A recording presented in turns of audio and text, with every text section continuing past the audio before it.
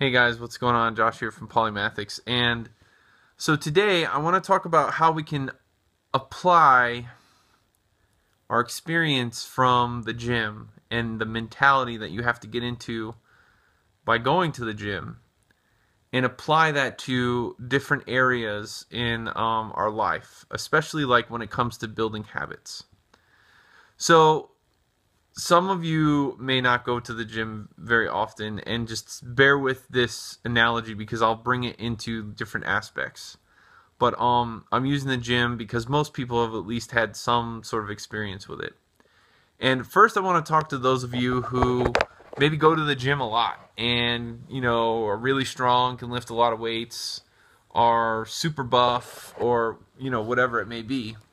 I want to ask you, when you first started going, was it always like that? Like, did you just go into the gym one day and immediately lift 300 pounds on your bench? Probably not. Most people, you probably started out, you know, your first few times you went to the gym, you were probably very intimidated. You were probably very unfamiliar with the equipment. You may even have went with a friend, or you may have gotten like some sort of tour from the gym staff because you were so unfamiliar. But the point is like you don't immediately jump into something and know what you're doing. You don't immediately jump into something and feel familiar with things, especially if it's new.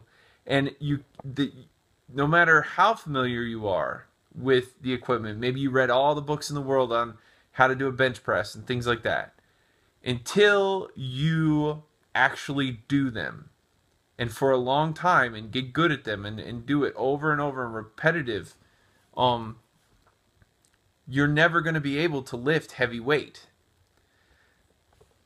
So the point is that when you want to start a habit, right, you have to start at the smallest common denominator. You can't start by saying to yourself, I'm going to go in the gym today and flip into beast mode and lift more than the Hulk could lift. Like that's unrealistic. And when you set yourself up, or when you go into anything with goals like that are unrealistic, you set yourself up for failure. And failure is okay, but more than failure would be disappointment. And the thing is that if you go to the gym, even for your first 6 months, if you don't make certain lifts, that's nothing to be ashamed of because you're new. But if you set a standard that was too high and you fail and you start to feel disappointed about things that nobody could do at your level, at that like novice level, then you may end up quitting or giving up before you really gave yourself a chance to even start. And so now let's bring this back into, other areas of life. Sometimes we do this with projects. I know the first legitimate creative writing that I tried to do, the first like a novel I tried to do, I failed miserably and I was really disappointed, and I was very upset because what I did was, without any training or anything like that, I said anybody can write, which is true, anybody can write, but I just immediately thought I can write a novel. And so I started writing, and I was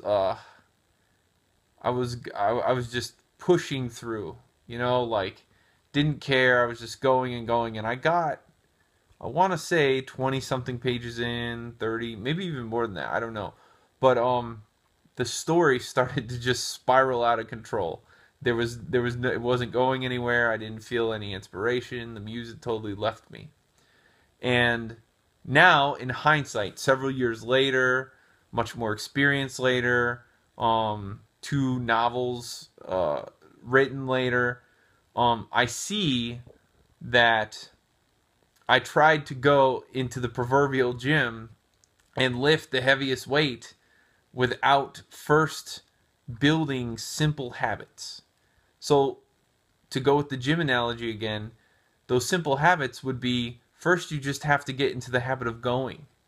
every day going, and even if you're only there for 10 minutes a day, just going there, being there, letting your body get familiar with the area, with the materials, with the whatever equipment is around.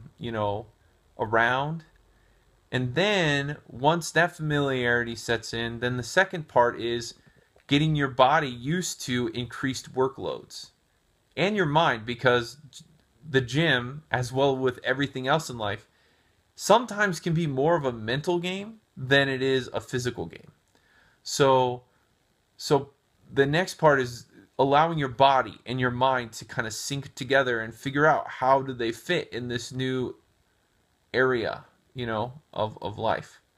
And then it just boils down to, once you've instilled those habits where you're going all the time, and you've gotten your body kind of and your mind prepared for the work that's at task, that's when you'll start to see good gains start to come, because um you'll start to get used to it, and then things that were difficult before are easy now.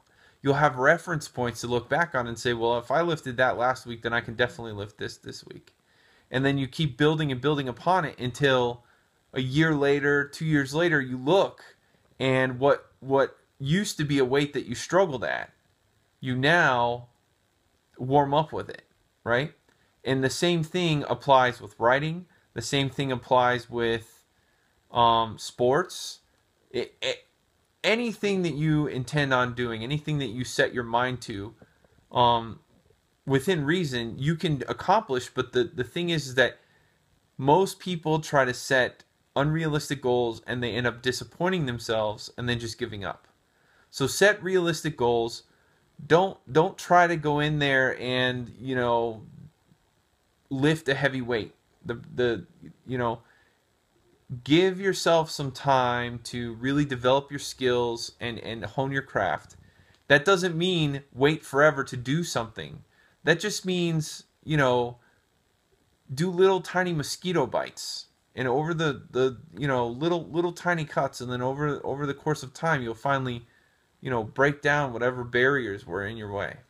Anyways, I hope this helps. And if there's something that you're struggling with, and you'd like to ask a question, or maybe you want to tell everybody like what it is that you're trying to work on, then leave a comment down below, and I'll try to get back to you. So anyways, good luck with whatever you're doing, and Godspeed. Take it easy.